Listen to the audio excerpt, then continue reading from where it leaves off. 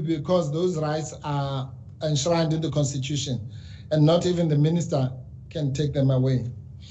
Maybe, my Lord, if I can take one step back, just to support the interpretation that I'm contending for. Remember that we're dealing here, if you go to section 37 of the Constitution,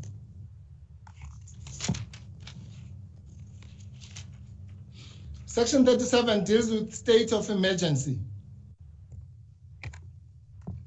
Yeah. And you have something called non-derogable rights. In other words, rights that cannot be taken away from a person even under a state of emergency.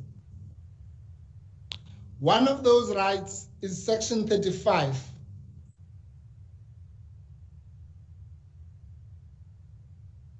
Which are the rights that we're talking about here. So, my Lord, just from logic and common sense, if those rights cannot be taken away from a person even under a state of emergency, we know that a so-called disaster, the Disaster Management Act is something less than a state of emergency. So basically the three stages is normal life, and then a disaster management, and then state of emergency is the highest form where you can take away people's rights.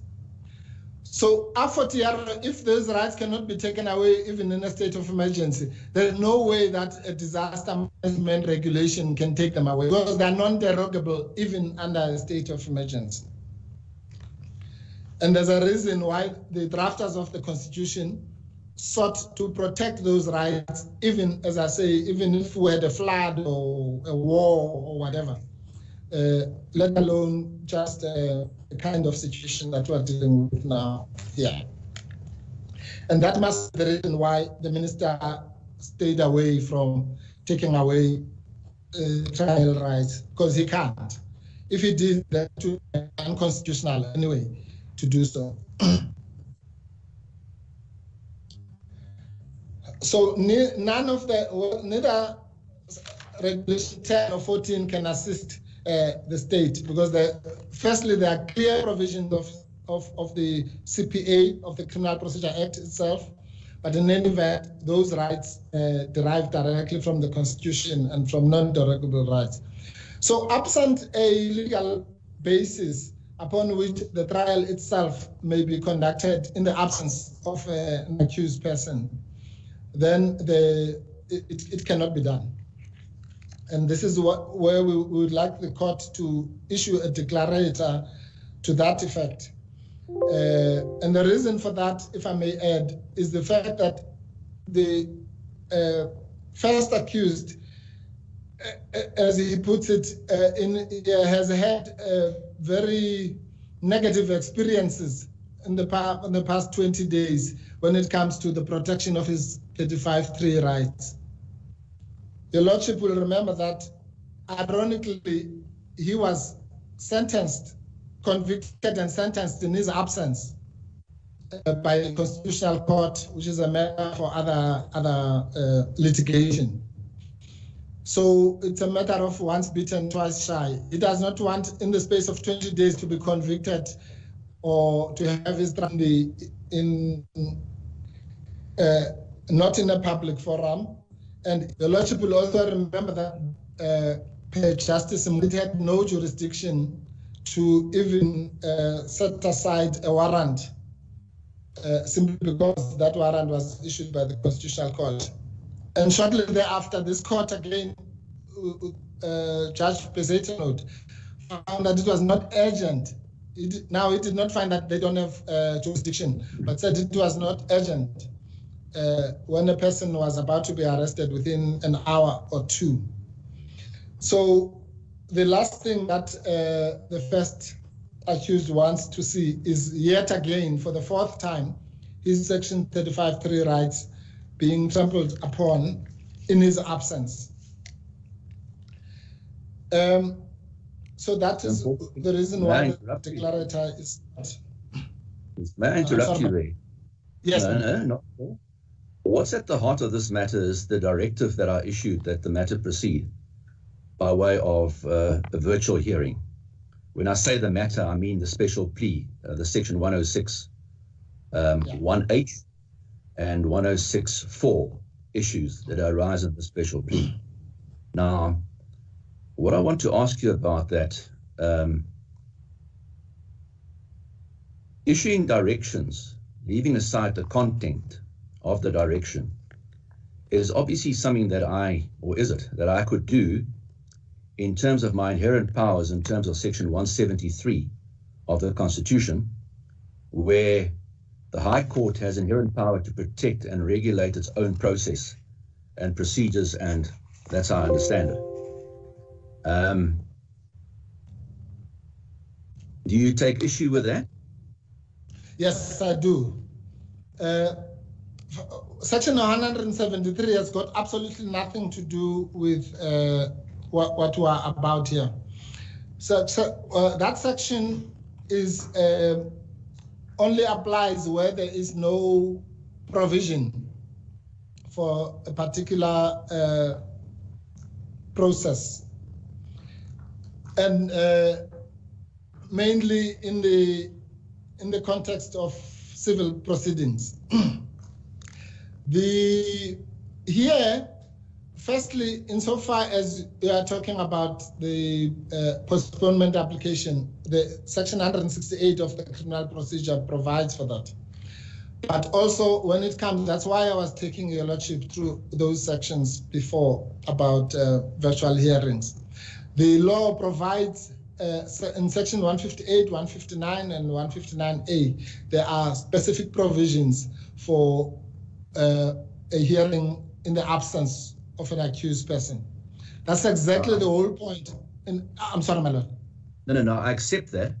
My question really relates to, are they exhaustive of the situations where... Yes, in my respectful submission. So you say those three instances, because they're created by statute, are exhaustive? Yes, and I'm addressing, well, whether they're exhaustive or not, I'm simply addressing the question of whether section 173 has any application here. And I say it doesn't, because it only deals with situations where there's no provision for something. In other words, if we are dealing with Rule 12 or whatever, then we deal with Rule 12. But if a particular situation arises where no rule or no law provides for it, then your lordship can resort to 173. But one cannot go to the section and then find that the section doesn't help them and then say, oh, well, then let me go to 173. That's not how 173 works. So if, for example, Rule 6, if they say you must put an answering affidavit after such and such a time, that's what you do. If you breach it, you breach it. You don't then say, oh, well, let's go to 173 because now we're finding ourselves in a situation where we are not able, with the existing law, to do what we want to do. That's not the purpose of 173. Purpose of 173 is to assert the inherent jurisdiction of the court, because the Supreme Court, as it was called, or the High Court these days, has that's the kind of argument we were trying to explain to one of the judges here.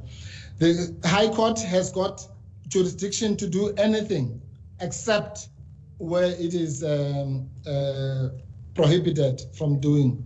So here it's prohibited, for example, by section 158 from hearing any case in the absence of an accused person. That's common cause. And then the law then provides for certain exceptions. So 173 really has got nothing to do with what we're busy with today. One further point. May I just raise one further? Your notice of application, the relief that you're claiming is 1, declaring that the trial of the accused plea, that's now the special plea on the virtual platform, is inconsistent with the rights of the accused in section 35.3 of the Constitution. And then paragraph 2 deals with that the matter be adjourned. It seems to me 2 is really just a consequence of 1. It would follow. Yes. Obviously, if you succeed with 1. No, absolutely, my lord. Agree. I fully agree, my lord. If the declarator is good enough, then obviously the postponement must follow. Yes. It follows consequentially. Yes. No, we accept that, my lord. Now, on one, what is said to be inconsistent with the rights of the accused in Section 35(3) of the Constitution is the directive that I issued. Well, yes, it is. Yes. Can I then sit as a court on an application for a declarator in respect of a matter which I myself had issued? Am I not being a judge in my own cause? Oh, I see. No, that's thank you, Vala. That's a good question. We're not, that declarator is not really against your lordship. It's more like this. It's like if a magistrate in a criminal trial, let's say, says, no, Mr. Mpofu, you may not cross-examine the witness. Then at that point, I could say, well, your worship, that is an irregularity, and therefore I would like to take it further, so to speak, to review the irregularity. That would not disentitle that magistrate from sitting in those proceedings. In other words, if your lordship grants the declarator and the postponement, the lordship will simply be stating the law, which is your lordship's job, so to speak.